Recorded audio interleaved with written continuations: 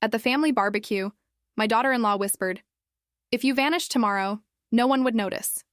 The table laughed, except me. I gave a soft nod. The next morning, I called my attorney, and by dinner time, they were in full panic. But let me back up and tell you how we got there. I'm Margaret, and at 65, I thought I knew my place in this family. I was the grandmother who showed up to every birthday party with expensive gifts, the mother who never said no when Daniel needed help with the mortgage, the free babysitter who dropped everything when Chelsea called, claiming she was overwhelmed by her yoga classes and lunch dates. The barbecue was supposed to celebrate my grandson Tyler's graduation from high school. I'd paid for his private school tuition for 4 years. Before we continue, comment where you're watching from and subscribe to the channel. We'd love to see how far our stories are reaching. But somehow that detail never made it into the thank you speech his mother had prepared for him. I arrived early, as always, carrying homemade potato salad and a check for Tyler's college fund. Chelsea barely glanced up from her phone when I walked into the backyard. "Oh, Margaret, you're here." She said it like I was an unexpected door-to-door salesman, not the woman who'd been supporting this family for the past decade. Daniel hugged me briefly. "Thanks for coming, Mom. Tyler will be so happy to see you." But Tyler was busy with his friends, and I found myself sitting alone at the picnic table, watching my family laugh and joke as if I were invisible. I'd brought chairs from my garage because they never had enough seating. I'd contributed most of the food because Chelsea claimed she was too stressed to cook. Yet somehow I was the outsider looking in. "Margaret, could you grab more ice from the garage?" Chelsea called out, not even looking in my direction. I stood up slowly, my arthritic knees protesting. As I walked toward the garage, I heard Chelsea's voice drop to what she probably thought was a whisper. "She's always hovering, you know. Like, we get it. You're lonely, but we have our own lives." Her friend Sarah nodded. "Have you thought about assisted living? My mother-in-law loves hers." "Oh, we've discussed it," Chelsea replied, loud enough for me to hear every word. "But you know how these older folks are about their independence. They cling to their houses like security blankets." I stopped walking. They were talking about me like I was a burden, a problem to be solved. My house, the house where Daniel grew up, where his father and I built 40 years of memories, was being discussed like it was already theirs to decide about. I brought the ice back in silence and resumed my seat. The conversation flowed around me, but I wasn't really part of it. I was the ATM with gray hair, the reliable money source who could be counted on but never needed to be included. When they brought out Tyler's graduation cake, a cake I'd paid for, Chelsea stood up to make a speech. "We're so proud of Tyler and everything he's accomplished. This family has always believed in supporting each other, and we know Tyler will continue that tradition." Supporting each other. I almost laughed. When was the last time anyone in this family had supported me? When was the last time Daniel called just to check how I was doing? Not because he needed something? As the afternoon wore on, I found myself studying their faces. My son, who used to tell me everything, now barely made eye contact. My daughter-in-law, who smiled when she needed money, but rolled her eyes when I spoke. My grandson, who was polite but distant, raised to see me as the old lady who wrote checks, not as someone with stories or wisdom to share. Then came the moment that changed everything. Chelsea had been drinking wine all afternoon, and her filter had completely disappeared. She was telling a story about her neighbor's mother-in-law, gesturing wildly with her hands. And then she just shows up unannounced, wanting to help with dinner. Like, "Hello, we didn't ask for your help." She laughed, a sharp sound that cut through the evening air. I swear, sometimes I think about what would happen if these old ladies just disappeared one day. She looked directly at me, her eyes glittering with wine and malice. "If you vanished tomorrow, no one would notice," she whispered, but loud enough for the whole table to hear. The silence lasted maybe 2 seconds before everyone started laughing. Sarah giggled nervously.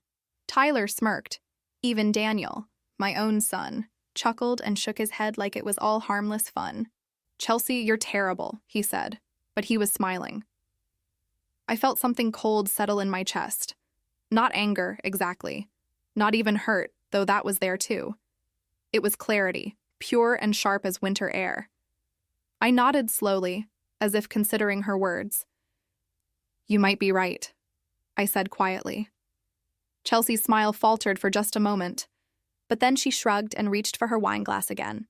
The conversation moved on to other topics, but I wasn't listening anymore.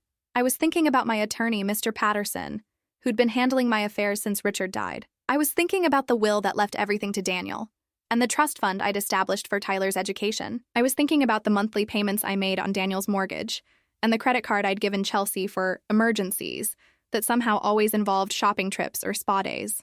Most of all, I was thinking about a woman who'd spent her entire adult life being useful to people who saw her as disposable. When the party ended, I helped clean up without being asked, just like always.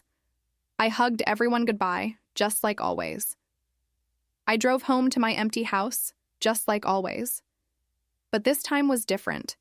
This time, I had a plan. The next morning, I called Patterson's office before I'd even finished my coffee. The phone rang 3 times before Patterson's secretary answered. Patterson and Associates, how may I help you? This is Margaret Coleman. I need to see Mr. Patterson today. It's urgent. There was a pause, probably while she checked his calendar. Mrs. Coleman, he has an opening at 11. Will that work? Perfect. I hung up and sat in my kitchen, staring at my coffee cup. The house felt different somehow, like I was seeing it through new eyes. This wasn't just my home anymore. In Chelsea's mind, it was already her future asset. The thought made my stomach turn. By 10:30, I was sitting in Patterson's mahogany-paneled office, watching him flip through the thick folder that contained my financial life. Margaret, I have to say, you look troubled. What's brought this on? I told him about the barbecue, about Chelsea's comment, about the years of being treated like a walking checkbook. He listened without interrupting, occasionally making notes on his legal pad. I see, he said when I finished. And what exactly are you hoping to accomplish? I want to know my options, all of them. Patterson leaned back in his chair. Well, let's start with the basics. Your will currently leaves everything to Daniel, with provisions for Tyler's education. You've been making substantial monthly contributions to Daniel's household expenses, correct? $1,500 a month for the mortgage, another $1,000 for what Chelsea calls family expenses, plus Tyler's tuition, which runs about $2,000 monthly. He whistled softly. That's over $50,000 a year, Margaret. And this has been going on for how long? Since Richard died. 7 years. So you've contributed roughly $350,000 to their household. He made another note. What about your other assets? The house is worth about $400,000. I have about $600,000 in investments and savings. Richard's life insurance was $200,000, most of which I've been spending on the family. Patterson set down his pen and looked at me seriously. Margaret, you're not wealthy, but you're certainly comfortable. The question is, do you want to continue supporting people who don't appreciate it? That's exactly what I'm trying to figure out. He pulled out a fresh sheet of paper. Let me explain your options. First, you can revoke all financial support immediately. The monthly payments, Tyler's tuition, everything. It's your money. My heart skipped. Can I do that? Just stop? Absolutely. You have no legal obligation to support adult children or pay for grandchildren's education. These are gifts you've been giving voluntarily. What about the will? That's where things get interesting. You can change your will at any time as long as you're mentally competent, which you clearly are. You could leave everything to charity, to distant relatives, to anyone you choose. I felt a strange sense of power flowing through me. And they wouldn't know until after I'm gone, correct? Unless you tell them. Beneficiaries don't have access to will information until after death. We spent the next hour going through scenarios. I could establish a trust that would provide for my own care as I aged, with the remainder going to organizations I actually cared about. I could sell my house and move somewhere smaller, removing their future inheritance entirely. I could create a foundation in Richard's name, something that would actually honor his memory instead of funding Chelsea's shopping addiction. There's something else you should consider, Patterson said as our meeting wound down. In my experience, families who treat elderly relatives as ATMs rarely change their behavior. They escalate it. What do you mean? I mean Chelsea's comment about you disappearing wasn't just cruel, it was revealing. People who see elderly family members as burdens often start making decisions about their lives. Assisted living facilities, power of attorney arrangements, medical decisions. Once they see you as incompetent or in the way, they'll start acting on it. A chill ran down my spine. You think they're planning something? I think they're taking you for granted in ways that could become dangerous. Your best protection is maintaining your independence and making it clear that you have options. I left his office with a briefcase full of documents and a head full of possibilities. The drive home felt different, like I was seeing my neighborhood for the first time. This was my life, my money, my choice. For the first time in 7 years, I wasn't just reacting to their demands. I was planning my own future. That afternoon, Chelsea called. Margaret, we need to talk about Tyler's fall tuition. The bill came in today, and it's higher than expected. How much higher? Well, he wants to take some extra courses. And there's a study abroad program that would really enhance his experience. We're looking at about $35,000 for the semester. $35,000. I closed my eyes and thought about Patterson's words. No legal obligation. Voluntary gifts. Chelsea, I need to think about that. Think about it? Her voice sharpened. Margaret, this is Tyler's education we're talking about. His future. I understand that, but $35,000 is a lot of money. You have the money, Margaret, and Tyler is your grandson. Surely his education is worth more to you than sitting on a pile of cash. There it was. The manipulation Patterson had warned me about. The assumption that my money was really their money, just temporarily in my possession. I'll call you back, I said, and hung up before she could argue. Within an hour, Daniel called. Mom, Chelsea told me about your conversation. I have to say, I'm a little surprised. You've always been so supportive of Tyler's education. I have been supportive. Daniel, very supportive. But things change. What's that supposed to mean? I could hear the edge in his voice, the first hint of panic. They'd been counting on this money, probably had already committed to spending it. It means I'm 65 years old and I need to start thinking about my own future. Your own future? Mom, you're fine. You're healthy. You've got the house. You've got plenty of money. Tyler's only going to be young once. Plenty of money. As if it grew on trees. As if the $350,000 I'd already given them had materialized out of thin air. We'll discuss it later, I said, and hung up. I said. That evening, I sat in Richard's old chair and made a list. On one side, I wrote down everything I'd given this family over the past 7 years. The money, the time, the emergency help, the free babysitting, the gifts, the emotional support. It was a long list. On the other side, I wrote down what they'd given me in return. Their time, only when they needed something. Their attention, only when it benefited them. Their respect, never. The second list was very short. I thought about Chelsea's words at the barbecue. If you vanished tomorrow, no one would notice. She was wrong about one thing. They would notice. But only because the money would stop flowing. My phone rang again. This time it was Tyler. Grandma, Mom said you might not pay for my semester abroad. That's not true, is it?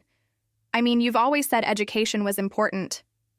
Sweet Tyler, who'd been raised to see me as a resource instead of a person, who called me Grandma when he needed money, but barely acknowledged me at family gatherings. Tyler, let me ask you something.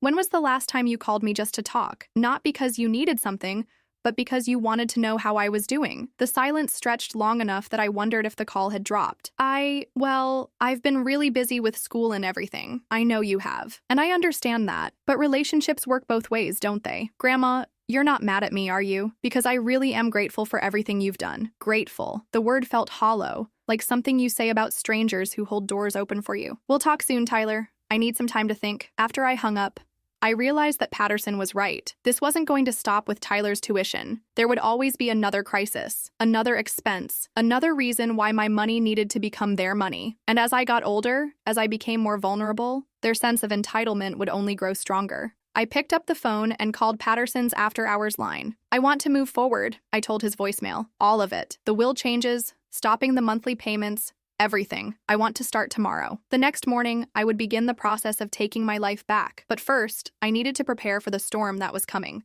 Patterson called me back at 7 in the morning. Margaret, I got your message. Are you certain about this? Once we start making changes, there's no putting the toothpaste back in the tube. I'm certain. All right then. I'll start drawing up the paperwork today. But I want to suggest something first. Before we make any major moves, let's gather some information. Knowledge is power in situations like this. What kind of information? I want you to pay attention to how they talk about you when they think you're not listening. Document everything. And I want you to look into their finances. If they're depending on your money as heavily as I suspect, we need to understand just how deep that dependency goes. That afternoon, I did something I'd never done before. I drove to Daniel's house unannounced.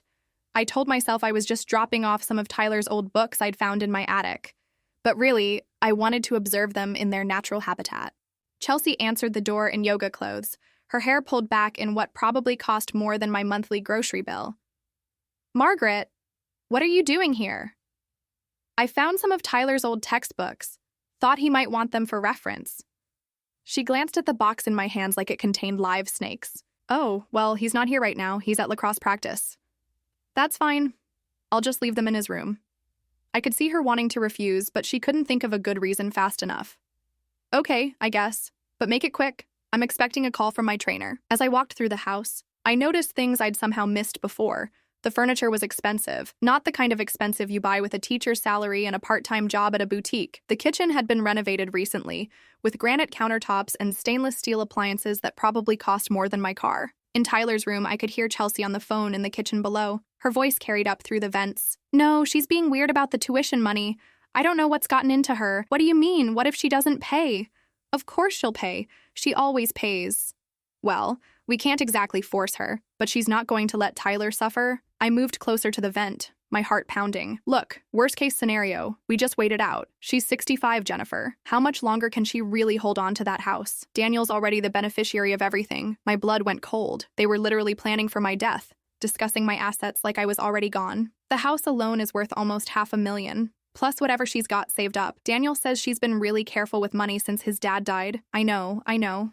It sounds terrible, but she's lived her life. At some point, she needs to think about the next generation. I set the books down carefully and crept closer to the vent. Trust me, she'll come around. She can't resist playing the martyr. And if she doesn't, well, there are ways to handle stubborn elderly people. My friend Sarah had to deal with her mother-in-law's declining mental capacity. Sometimes these older folks just need a little guidance about what's best for them. Declining mental capacity. The words hit me like a physical blow. They weren't just planning to inherit my money eventually. They were considering ways to accelerate the process. I left the books and slipped out through the front door while Chelsea was still on the phone. She called out goodbye from the kitchen, probably relieved she didn't have to pretend to be grateful for my visit. That evening, I called my neighbor Dorothy, who'd been my friend for 15 years. "Dorothy, I need to ask you something, and I want you to be completely honest with me. Have Daniel or Chelsea ever said anything to you about me? About my health or my ability to take care of myself?" There was a long pause. "Margaret, why are you asking? Please, just tell me," she sighed. "Well, Chelsea mentioned a few weeks ago that she was worried about you living alone in that big house. She said you'd been forgetting things, getting confused about dates and appointments." My hands tightened around the phone. "What did she say exactly?" "She asked if I'd noticed you seeming less sharp lately. She said she was concerned about your safety, especially with the stairs in your house." I'd never been sharper in my life. I kept a detailed calendar, balanced my checkbook to the penny, and had never missed an appointment or forgotten a commitment. But Chelsea was laying groundwork, creating a narrative about my supposed decline. "Did you tell her anything?" "I told her you seemed fine to me, but she said sometimes family members are the last to notice these things." She seemed genuinely concerned, Margaret. Genuinely concerned about when she could get her hands on my assets. Maybe. The next morning, I drove to the bank and asked for copies of all my statements from the past 2 years. What I found there made my stomach turn. The monthly payments to Daniel weren't just for his mortgage and household expenses. There were additional transfers. $2,000 here, $5,000 there, always with vague notations like family emergency or home repairs. When I added it all up, I'd given them over $400,000 in 2 years. But that wasn't the worst part. The worst part was a series of phone calls listed on my account activity. Someone had been calling the bank, asking about my account balances and my safety deposit box. The calls were logged under authorized family member inquiries. I marched straight to the bank manager's office. "Who authorized my son to make inquiries about my accounts?" Ms. Rodriguez looked uncomfortable. "Mrs. Coleman, your son presented documentation showing that he was concerned about your welfare. He said he was trying to help you manage your finances as you got older." "What documentation?" "A letter from you, stating that you wanted him to have access to account information in case of emergency." I felt the room spinning around me. "I never wrote any such letter." Well, it had your signature on it. I want to see it. Now." She pulled up my file on her computer, and there it was. A letter on my personal stationery, signed with what looked like my signature, giving Daniel permission to access my account information to help me manage my affairs as I age. The signature was good, but it wasn't mine. Chelsea had practiced forging my name from all the checks I'd written for Tyler's various expenses over the years. "Ma'am, if you're saying this is fraudulent, I'm saying I want all inquiries about my accounts to require my personal appearance from now on. No exceptions. And I want copies of every phone call your staff has logged regarding my accounts." As I left the bank with a folder full of evidence, I realized that Patterson had been right about escalation. They weren't just taking my money anymore. They were positioning themselves to take control of my entire financial life. That evening, I called Patterson again. "They've been forging documents," I told him. "They've created a narrative about my mental decline, and they're setting up a scenario where they can claim I'm incompetent." "How serious do you think this is, Margaret?" "I think they're planning to have me declared unfit to manage my own affairs, and I think they're doing it soon, before I can change my will or cut off their money supply. Then we need to move faster than planned. Can you come in tomorrow morning? And Margaret, don't trust anyone in that family with anything from now on. If they're willing to forge documents, there's no telling what else they might do." I hung up and looked around my house, my sanctuary, my home, the place where Richard and I had built our life together. In Chelsea's mind, it was already hers. In Daniel's mind, I was already a problem to be managed. But they had made one crucial mistake. They had underestimated me completely. I spent 3 days working with Patterson, changing everything. New will, new beneficiaries, new power of attorney arrangements.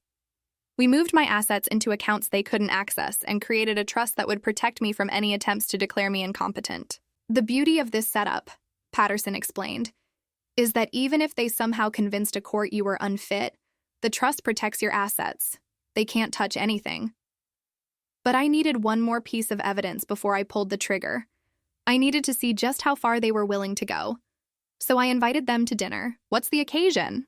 Daniel asked when I called. "Do I need an occasion to have dinner with my family?" "Of course not, Mom. It's just, you've seemed a little distant lately." Distant. That was one way to put it. I spent the afternoon cooking Richard's favorite meal, pot roast with all the fixings. The same meal I'd made for Daniel's birthday every year, until Chelsea decided it was too heavy and started insisting on restaurants instead. They arrived at 6 sharp, Tyler in tow. He hugged me briefly, the way you hug someone you barely know but feel obligated to greet. "Wow, Grandma, something smells amazing," he said, but he was already pulling out his phone. Chelsea surveyed the dining room with the critical eye of someone mentally redecorating. "You've really kept this place nice, Margaret. It must be a lot of work, though, maintaining such a big house at your age." "I manage fine." "Of course you do. I just meant..." "Well, Daniel and I were talking, and we think it might be time to consider something more manageable. You know, a nice condo or maybe one of those senior communities. Somewhere you could have more support." Daniel jumped in quickly. "It's just that we worry about you, Mom. Living alone, dealing with repairs and maintenance. What if something happened and no one was here to help?" I served the pot roast in silence, letting them dig their own graves with every word. "Actually," Chelsea continued, warming to her theme, "my friend Sarah's mother-in-law just moved into this wonderful assisted living place. She has her own apartment, but there's medical staff available around the clock, and the social activities are amazing. Bridge clubs, book groups, fitness classes designed for seniors." "It sounds like prison," I said mildly. "Oh no, not at all. It's more like guided independence. You get to maintain your autonomy while having support systems in place." Guided independence. I almost laughed. Tyler looked up from his phone. "Could I have the room over the garage if Grandma moves out? It would be perfect for when I'm home from college." "We haven't made any decisions yet," Daniel said quickly, but I caught the look that passed between him and Chelsea. They'd already divided up my house in their minds. "You know," Chelsea said, cutting her meat with surgical precision, "there are companies that specialize in helping families transition elderly relatives to more appropriate living situations. They handle everything: the real estate, the moving, the paperwork. It takes all the stress off everyone involved." "How thoughtful," I said. "And expensive, I imagine." "Well, yes, but that's what savings are for, right? I mean, what's the point of having money if you don't use it to make your life easier? What's the point of having money? As if my money existed solely to make their lives easier." "Speaking of money," Daniel said, "we never finished our conversation about Tyler's tuition." "That's right, the $35,000. It's an investment in his future, Mom. And honestly, after everything this family has been through, don't you think Tyler deserves the best opportunities we can give him?" Everything this family had been through. Like my husband dying was some sort of group trauma they'd all suffered equally. "What exactly has this family been through, Daniel?" He looked confused. "Well, losing Dad, the adjustment period, learning to navigate life without him. I was the one who'd lost my husband of 38 years. I was the one who'd grieved and struggled and rebuilt my life alone. But somehow, in Daniel's mind, it was a family tragedy that had impacted them all equally." "And you think Tyler's expensive education will help with that adjustment?"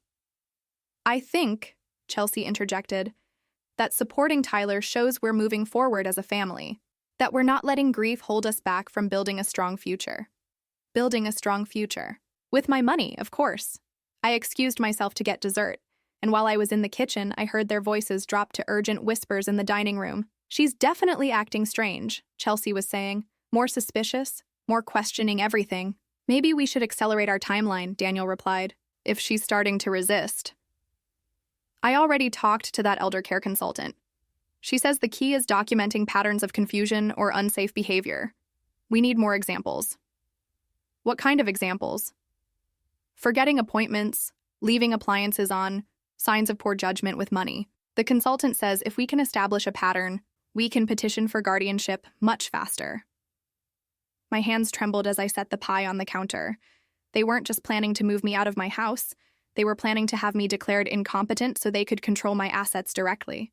But what if she fights it? Tyler's voice, younger and more uncertain than theirs. Tyler, honey, sometimes older people don't know what's best for them, Chelsea said in her most maternal tone. They get confused, scared of change. It's our job as family to help them make good decisions. Grandma doesn't seem confused to me. That's because you don't see her every day like we do, Daniel said firmly. Trust me, son, we've noticed things. Memory lapses, poor judgment. She's not the same person she used to be. I walked back into the dining room carrying the pie, my face carefully neutral. I hope everyone saved room for dessert, I said cheerfully. They smiled and nodded, accepting their slices like nothing had happened. But I'd heard enough. I'd heard my own son lie about my mental capacity to my grandson. I'd heard my daughter-in-law discuss having me declared incompetent like it was a minor administrative task. As they ate their pie, Chelsea resumed her campaign. Margaret, I hope you'll at least consider what we've talked about tonight. About finding a more suitable living situation. We only want what's best for you. What would happen to this house? I asked innocently. Well, we'd probably sell it, Daniel said. Use the proceeds to pay for your care, invest the rest for your future needs. And if there's money left over, any remainder would go to your beneficiaries eventually, Chelsea said smoothly. According to your will. They knew about my will. Of course they did. They'd probably read it when they were forging bank documents. That makes sense, I said. Family should take care of family. Relief flickered across their faces. They thought they'd won. After they left, I sat in my kitchen and made a list of everything they'd said. The timeline for moving me out, the elder care consultant, the guardianship petition, the lies about my mental state. Then I called Patterson's emergency line. They're moving faster than we thought, I told him. I think they're planning to file for guardianship within the next few weeks. Then we implement everything tomorrow. The new will, the trust transfers, all of it.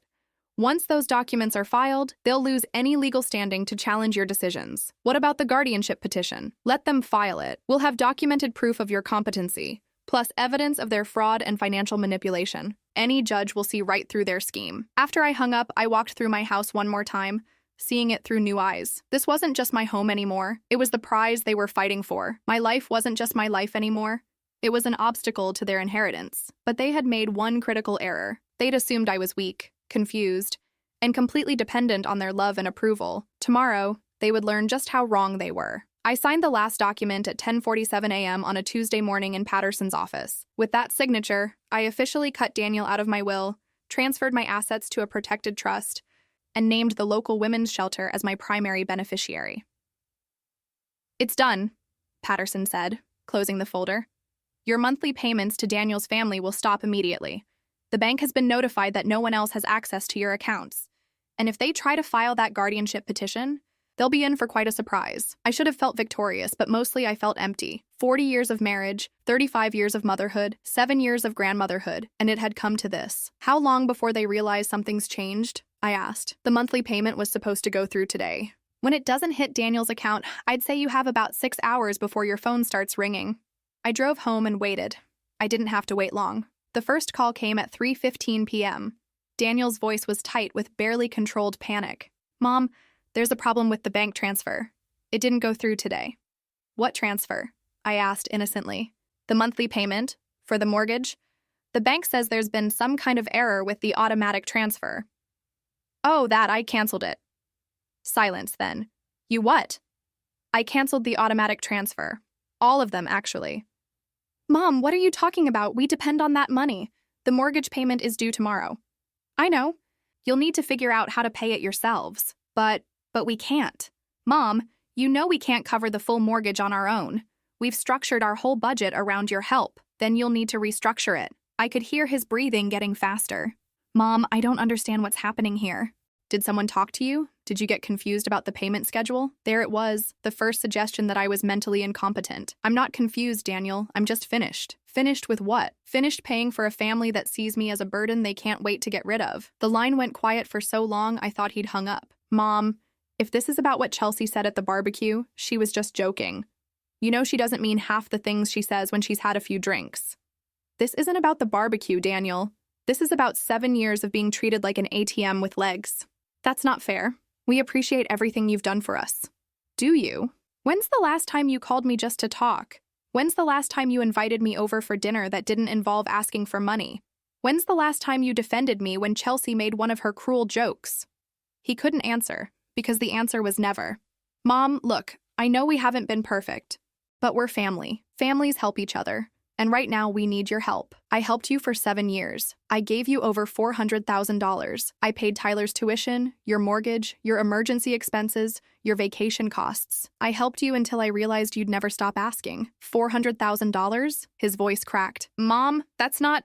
we never asked for that much. Check your bank records, Daniel. Add it up. Every month for 7 years, plus all the extras. $400,000. The silence stretched so long I could hear the clock ticking in my kitchen.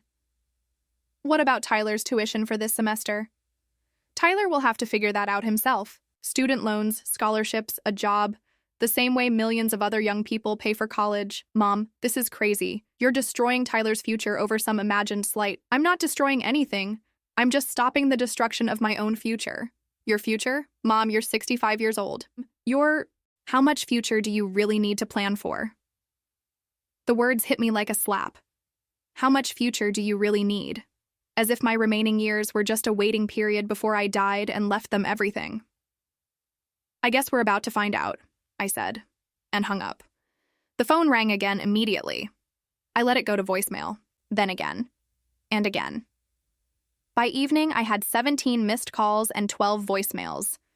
I listened to them in order, watching my family transform from confused to angry to desperate to threatening. Chelsea's first message was all fake sweetness. Margaret, honey, Daniel told me about the mix-up with the bank transfer. I'm sure it's just a technical glitch. Call me back and we'll get it sorted out. By her third message, the mask had slipped. Margaret, I don't know what game you think you're playing, but it's not funny. We have bills to pay. Real responsibilities. You can't just cut us off without warning. Daniel's messages started angry and got progressively more panicked. Mom, this is insane.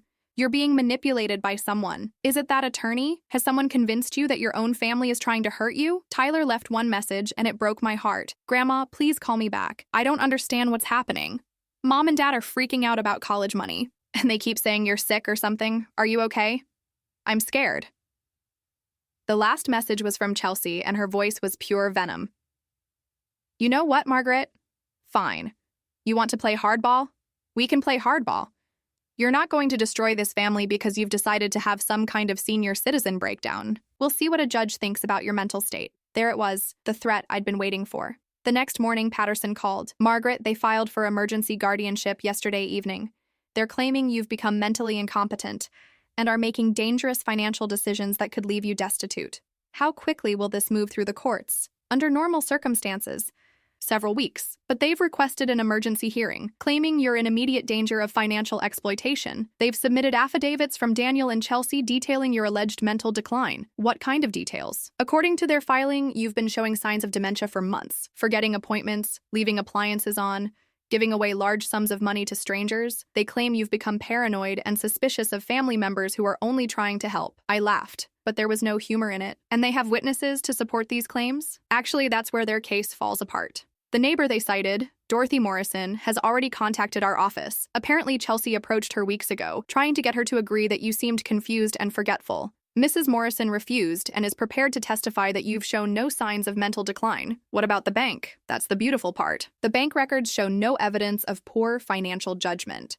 Your accounts are well managed, your investments are sound, and the only large withdrawals have been the monthly payments to Daniel's family. If anything, the records show you've been overly generous, not financially irresponsible. So what happens now? Now we go to court and watch their case crumble. But Margaret, you should prepare yourself. This is going to get ugly. They're going to say terrible things about you, make claims about your mental state, try to paint you as a confused old woman who needs their protection. Let them try. The hearing was scheduled for the following Monday. I spent the weekend preparing, gathering documents, reviewing Patterson's strategy. But mostly, I thought about the family I was about to lose forever, because that's what this was, really. Not a legal battle over money or guardianship, but the final, irrevocable end of any relationship with my son and his family. Once we walked into that courtroom, there would be no going back.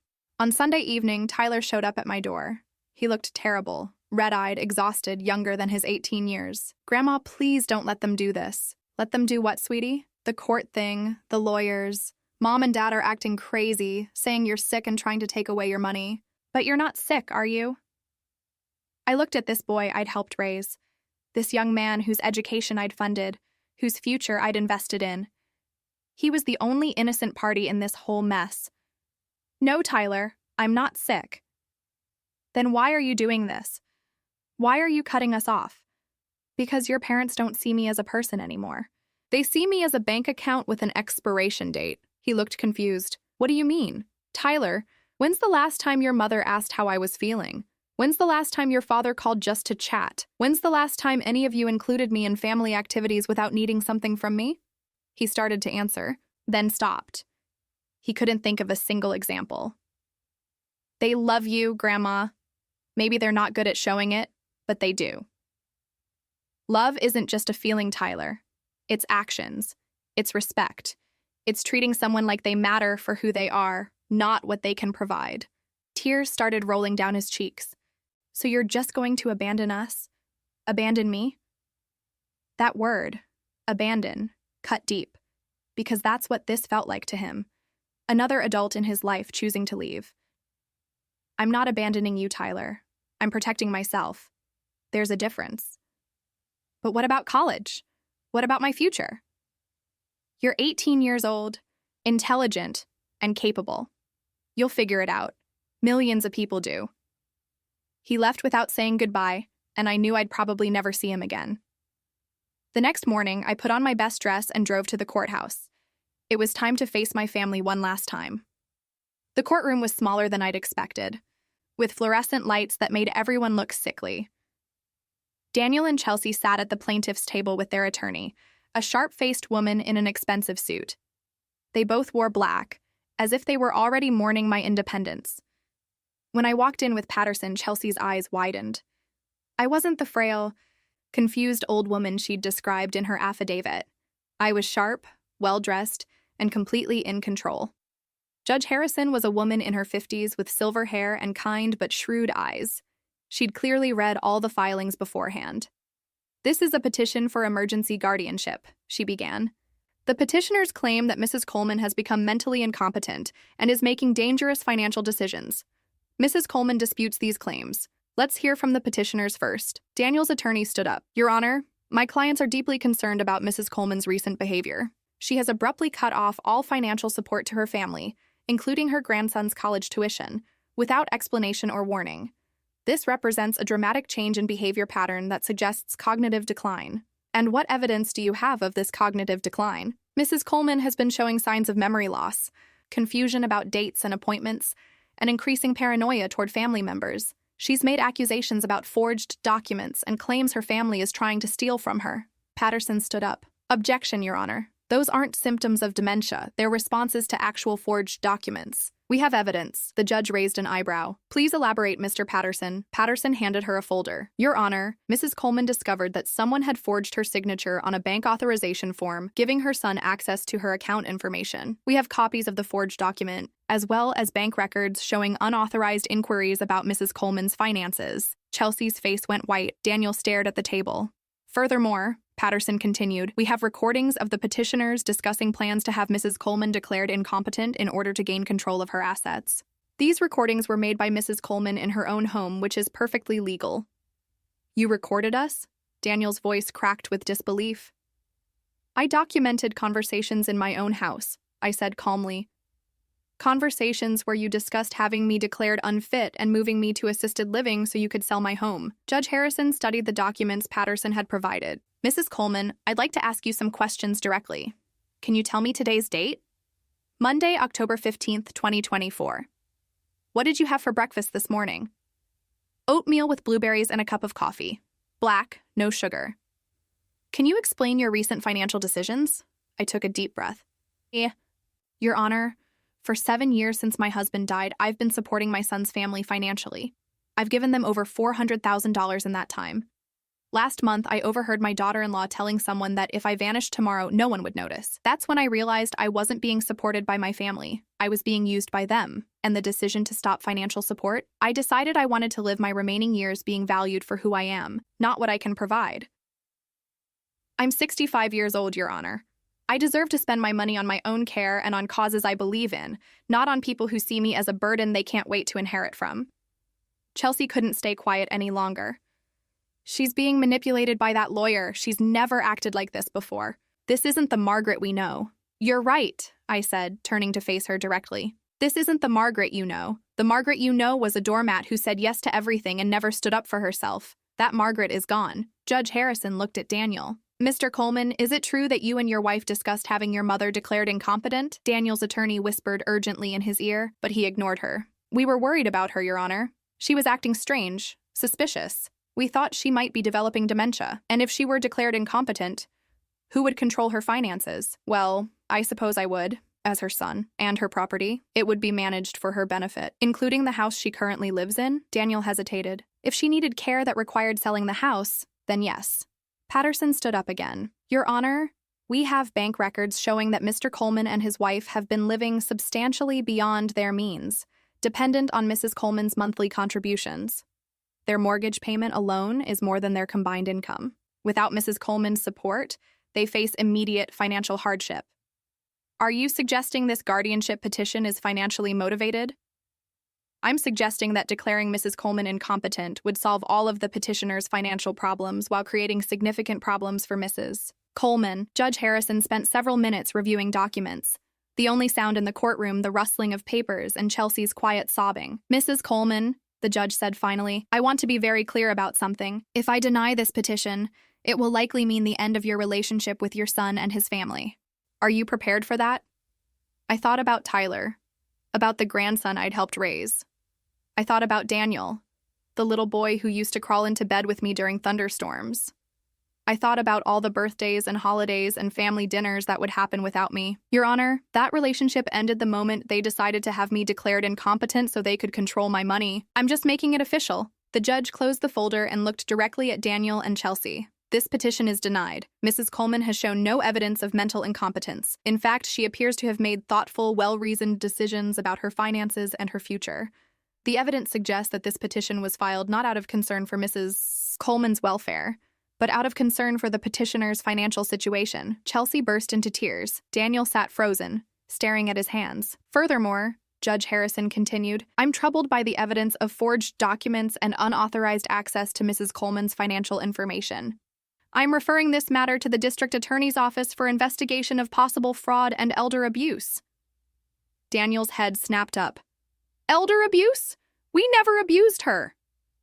Financial exploitation of an elderly person is elder abuse, Mr. Coleman, and attempting to have someone declared incompetent for financial gain could constitute fraud. As we left the courtroom, Daniel grabbed my arm. Mom, please, don't let it end like this. We can work things out. I looked at him, really looked at him, for what I knew would be the last time. He still looked like the little boy I'd raised, but that little boy was gone. This was a man who'd been willing to destroy my life for money. Daniel, do you love me? Of course I love you. When? When do you love me? When I'm writing checks? When I'm babysitting Tyler? When I'm solving your problems with my money? When exactly do you love me for just being your mother? He couldn't answer because there was no answer. Goodbye. Daniel. 6 months later, I was living in a different world. I'd sold the big house and bought a smaller one in a neighborhood full of people my age who'd also chosen independence over obligation. I volunteered at the women's shelter that would inherit my estate, helping other women escape situations where they'd been used and undervalued. I joined a book club, took pottery classes, and traveled to places Richard and I had always planned to visit. For the first time in 7 years, my money was mine to spend on things that brought me joy instead of buying affection from people who saw me as a resource. The hardest part was the silence. No calls from Tyler, no visits from Daniel, no updates about family events I was no longer invited to. But gradually, that silence became peaceful instead of painful. Dorothy still brought me casseroles sometimes, and we'd sit on my porch talking about our gardens and our grandchildren. Other neighbors stopped by to chat. I made friends at the shelter, women who understood what it meant to rebuild your life after realizing you'd been living for everyone except yourself. One afternoon, I was planting flowers in my front yard when a car pulled up. Tyler got out, taller than I remembered, wearing a college sweatshirt I didn't recognize. Hi, Grandma? My heart clenched. Tyler, how are you? I'm okay. I got a scholarship, not a full ride, but enough to cover most of tuition. I'm working part-time to cover the rest. I'm proud of you. He sat down on my front steps, looking older than his 19 years. I wanted to tell you something. I understand now. Why you did what you did. Oh? Mom and Dad are getting divorced. Dad moved out last month. They're selling the house. He paused. They fought constantly about money after you stopped helping.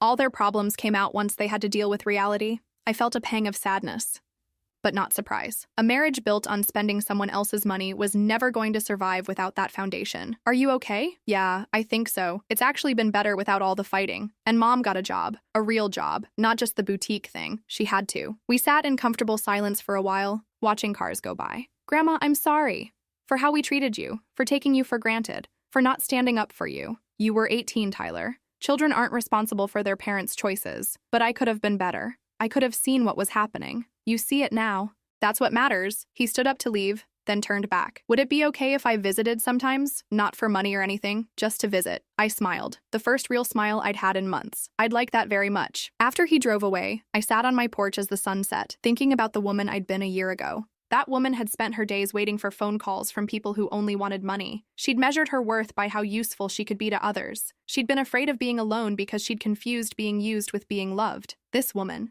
the woman I was now, knew the difference. I had friends who enjoyed my company, not my checkbook.